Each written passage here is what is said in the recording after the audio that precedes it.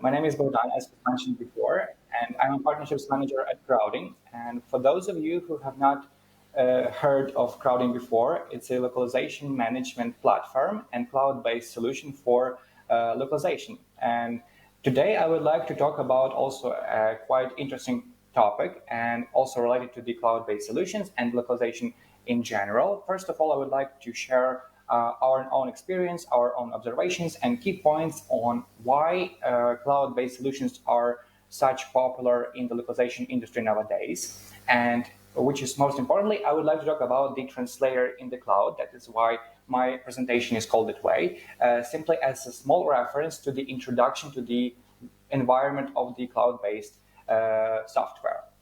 So basically, let's start.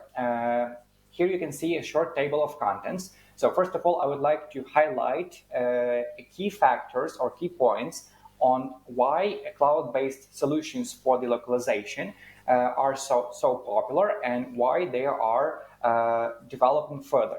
Second, I would like to talk about the translator's perspective of view working in such cloud-based solutions, or in other words, TMS.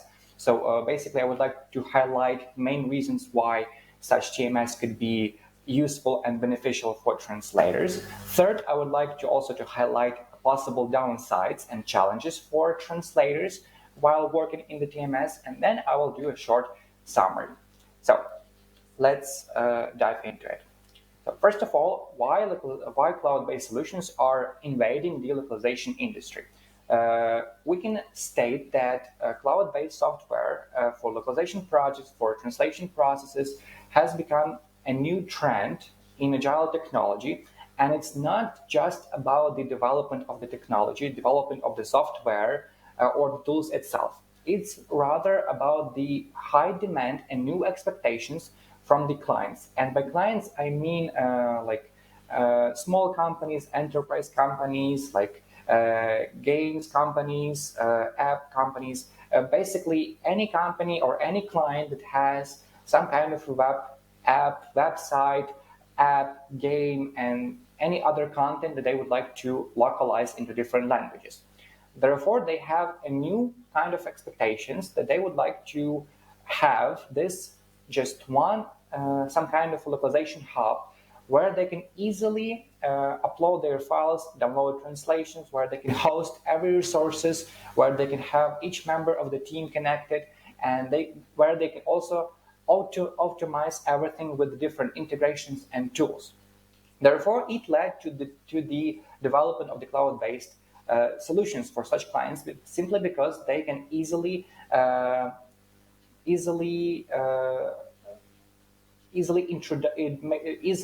give the clients what they want. And also, we noticed the rise of stress-free localization, which basically means that localization should not be done in a stressful way with a lot of different manual and additional work, or of passing files to each other forth and back, of having keep track of each progress of each step only by the localization manager itself, to keep track of all of the mistakes in the translations, all of the possible bugs in the products that is localizable. Therefore, clients want to have just one tool where they can host everything in one place without any additional work, where everything is fast and automated. Next, we have a second factor, which personally to me is one of the first factors that come up to mind when we are talking about TMS or cloud-based solutions, is the accessibility. Basically, since everything is stored in the cloud, it is possible to access a delocalization project in the cloud from any device for each member of the team in an equal way. For example, in case we have the localization of an app for Android or iOS, basically for an app for smartphones, then we have quite many people involved in the process, simply because we have developers, we have translators, we have proofreaders, we have managers, we have localization managers, we have designers, we have clients. Therefore, there are quite many people involved, and in order to make it more convenient and comfortable for everyone, the localization project in the cloud could be easily accessible from any device. Also, all of the updates of the tool itself are made automatically. There is no need for users to do any additional steps. For example, in the desktop tools, you would need to do certain actions to update the tool.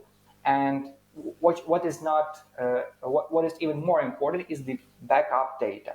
All of the data that are uploaded to the cloud-based localization project is always backed up, and there is no fear to lose any files, any translations, or accidentally delete something. Everything is backed up, and in any case, any actions could be easily undone or reverted. So that is also a quite important feature for clients, simply because they could be safe for their localization process. Next, security. We believe that security is an extremely vital feature for cloud-based solutions, simply because that is also an extremely important feature for clients.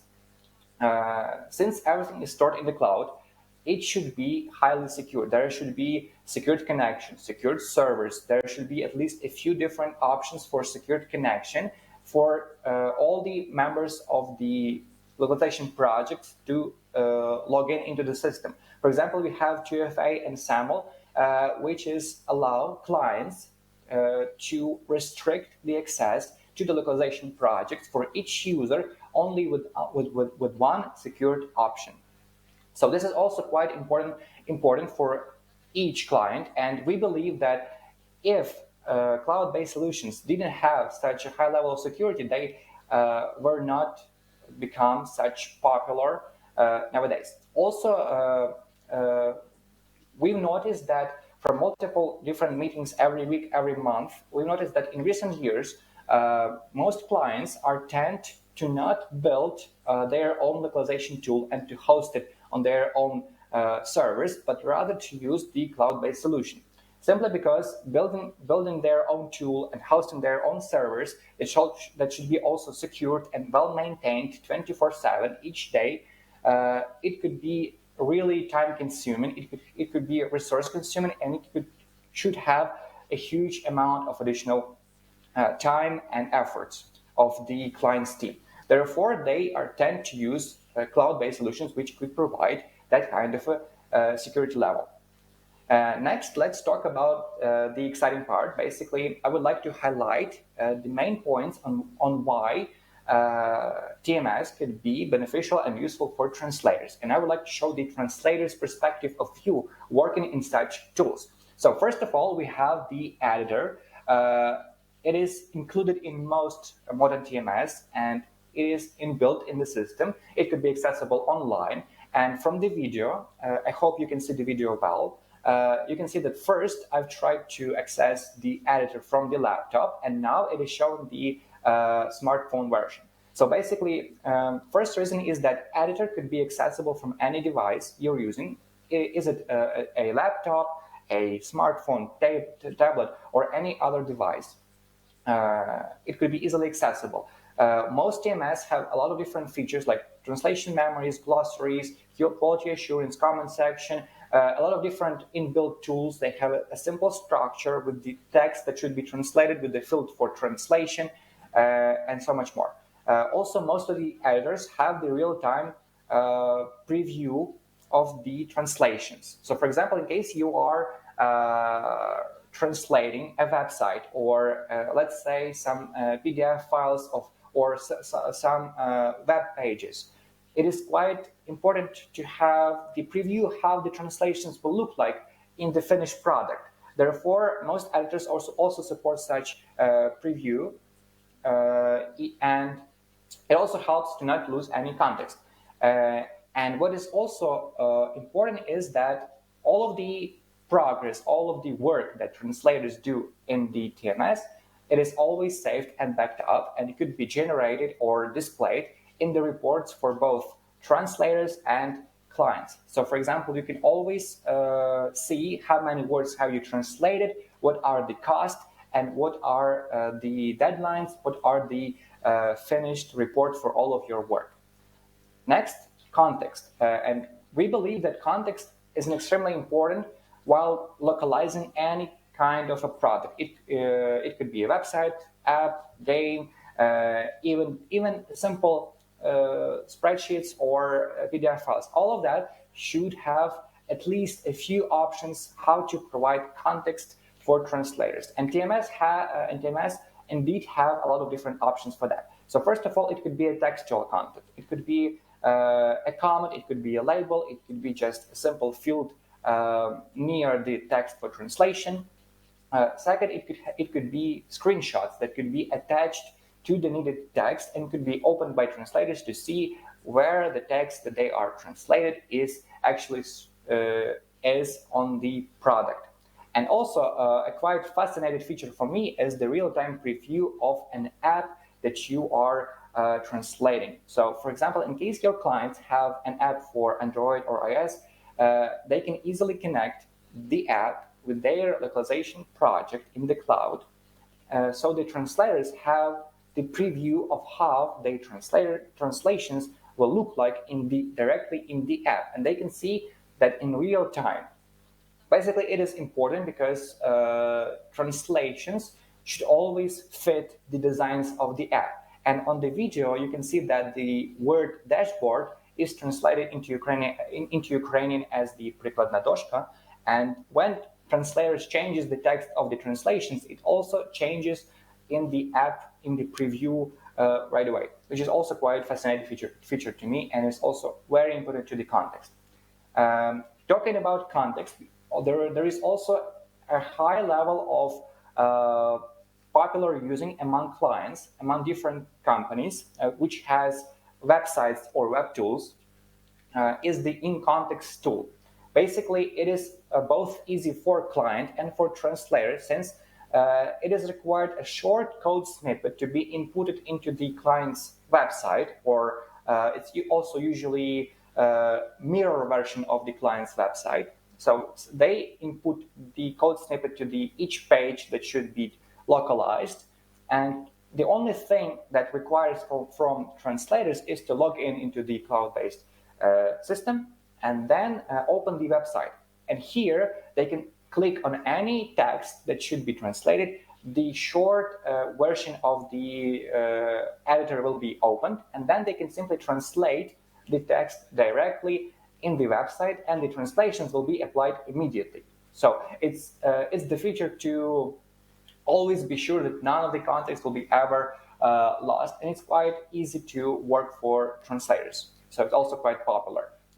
Next, we have key factors for localization managers, not just translators. So each TMS has in some kind of a workflows that could be created or customizable for each client.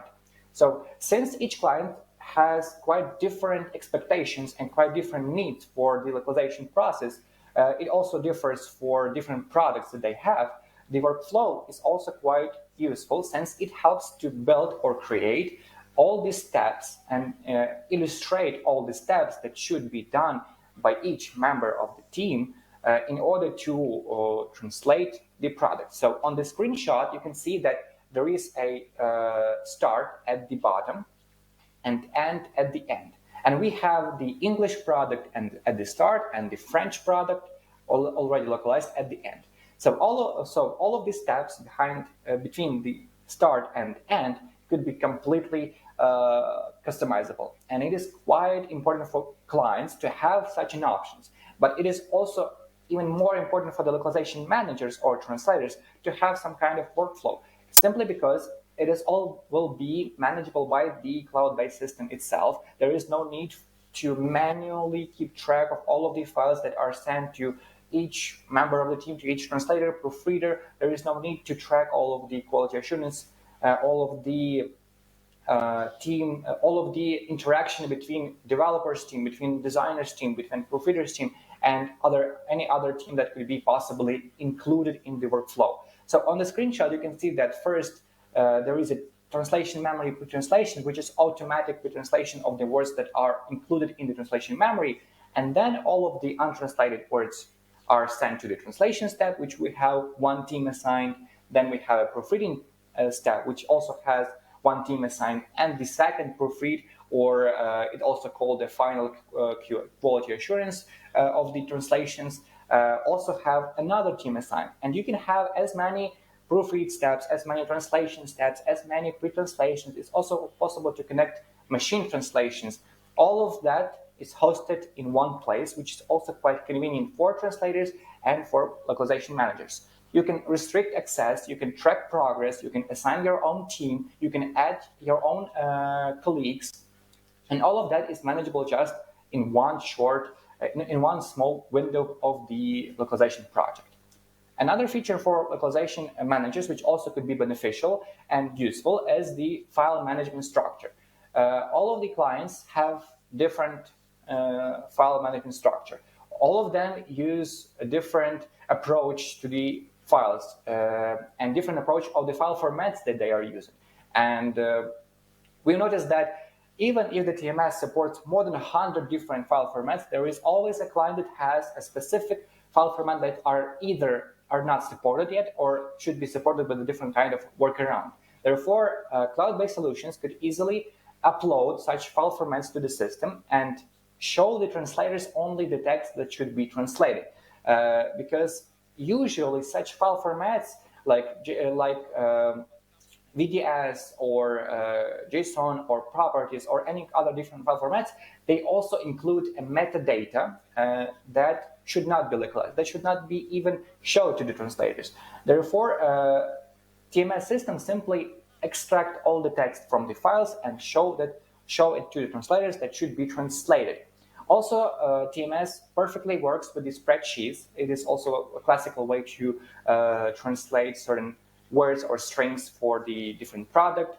And in case translators didn't like how the cloud-based tool looks like, or they didn't want to work directly online, there is always a possibility to download XLIF file format and do the translations offline. Also, TMS always keep attention and keep track of any possible things that could break the files. So it's also safe to use. Now about the downsides. So first of all, it is quite important to mention that there is always a possibility of a fraud and a stored or erased personal data. And it's not something related specifically to the TMS or cloud-based solutions or localization in general. It is related to basically any online tool, network, site that you are using. It could happen to Facebook, it could happen to the TMS. So basically it is quite important to always strictly follow the data protection policy and always be aware of any suspected actions. Next, it is always important to have a stable and fast internet access, which also could be a downside in case you do not have such good internet. So it also could be the downside for you, since all of your colleagues will be working online, and you it would be like more uncomfortable for you to not be able to log into the system. So it's not a huge downside because most of the TMS, as I've mentioned previously, support offline translation. So you may simply download the needed text for translation and then do all the translations locally on your laptop and then just upload translations back. And the last downside is the complicated UI. It could be a bit hard to adjust to the new look of the tool. It is always could be complicated to know where the functionality is, where the needed button is, where the needed option is, especially when some of the buttons, some of the options are hidden, and therefore you would need to spend some time in order to read the tutorials, read the guides, watch them on YouTube, in order to know how to work with the TMS, which also could take a short amount of time or a huge amount of time. So it all depends on the personal level, whether you like how it looks like, or whether you don't. So therefore, it arises the question: so should we choose sites between desktop tools or CAD tools and cloud-based software? And we believe that there is no need for you to choose sites. In case you do not like how the cloud-based solutions look like, you may simply work in the desktop tools. And it's quite convenient since both cloud solutions and desktop solutions, they all support the file formats that might be used in both options. So you may simply download the files from the cloud-based solutions where your client hosts all the resources, download the text for translations in any file format that are allowed, and then upload it to your desktop tool to do the translations there and upload everything back. So we believe that it is quite important to befriend your tools for localization and not restrict yourself only to the option that is left or only to the option that is not quite favored by you. So a short summary. We believe that cloud-based solutions for localization should not be something to be afraid of, but rather should be a very useful tool for translators, for companies, and for basically each member of the team. And we believe that the cloud-based technology, not just in the localization industry, but in any other industry, will be further developing, and there will be a high level of popularity, and there will be even more expectations from the side of modern customers about the new skill set of the translators that they should have, at least to know how the TMS works, what it is, and at least to know a few rules how to work properly in the TMS, because basically they already have that kind of expectation that we notice every day. So also the cloud-based solution is a part of a huge rise and a huge level of the increased popularity of the digitalization, and basically all of the translations will continue to do in the cloud-based way. So I hope that my presentation was interesting for you and also useful. It is all for now. Thank you very much for attention, and дякую. In case you have any questions, I would be glad to answer them. Yeah, thank you very much, Bogdan.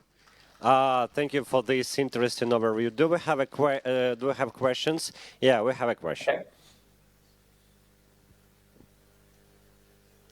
Hey, Bogdan.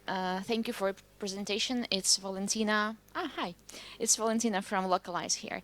My question is, how do you measure, if you measure, the level of satisfaction of translators with your tool?